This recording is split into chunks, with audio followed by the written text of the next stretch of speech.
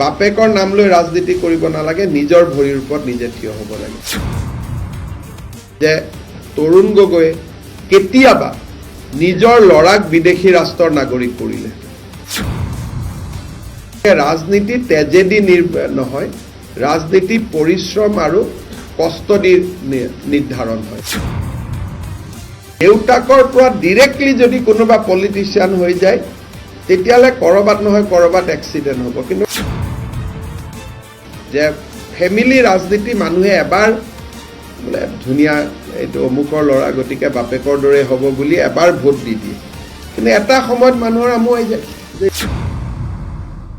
ভোটৰ সময়ত মানুহখিনিক ভয় খুৱাই দিয়া যে মছজিদ ভাঙিব, মাদ্ৰাছা ভাঙিব, গতিকে ভয়তহে প্ৰদ্যুৎ বৰদলৈক ভোট দিয়ে, ভয়তহে ৰকিবুল হুছেইনক ভোট দিয়ে, ভয়তহে গৌৰৱ গগৈক ভোট দিয়ে। যোৰহাটততো ভয় নাই, গতিকে যোৰহাটৰ মানুহে পাৰফৰ্মেঞ্চ বিচাৰে। সংসদত তেওঁ মণিপুৰৰ কথা কয়, যোৰহাটৰ কথাটো নকয়। আল্টিমেটলি এমপিজনক কাৰ কথা ক'ব লাগিব? সেইকাৰণে মই ভাবোঁ যে পলিটিকেল দেউতাকৰ পৰা ডিৰেক্টলি যদি কোনোবা পলিটিচিয়ান হৈ যায়, তেতিয়াহ'লে ক'ৰবাত নহয় ক'ৰবাত এক্সিডেণ্ট হ'ব। কিন্তু কাৰ্যকৰ্তা হৈ যদি পলিটিচিয়ান হয়, এক্সিডেণ্ট নহয়।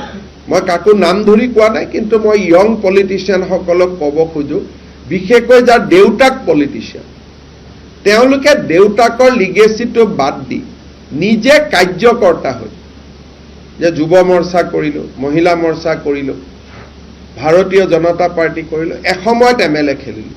বোলে নহয় মোৰ দেউতাৰ MLA আছিল, মই MLA হ'ম। বহুত দিনলৈকে এইটো নচলে। সদায় মোদী ডাঙৰীয়াই সেই কথাটোকে কৈ থাকে যে ফেমিলি ৰাজনীতি মানুহে এবাৰ বোলে ধুনীয়া এইটো অমুকৰ ল'ৰা, গতিকে বাপেকৰ দৰে হ'ব বুলি এবাৰ ভোট দি দিয়ে। কিন্তু এটা সময়ত মানুহৰ আমুৱাই যায় যে এইটোতো বাপেকৰ লগত কোনো লিংক নাই।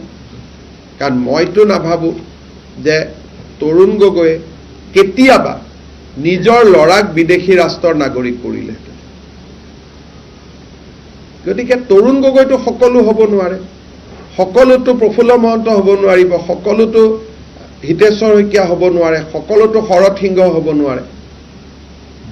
বাপেকৰ মেইন শিষ্যজন ল'ৰা ছোৱালী নহ'বও পাৰে, বাপেকৰ আটাইতকৈ ডাঙৰ শিষ্যজন তেওঁৰ কোনোবা কাৰ্যকৰ্তা হ'ব পাৰে।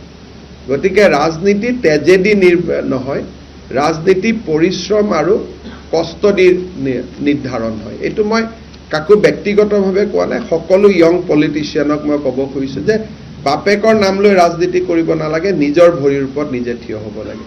কাকো মই ব্যক্তিগতভাৱে কোৱা নাই।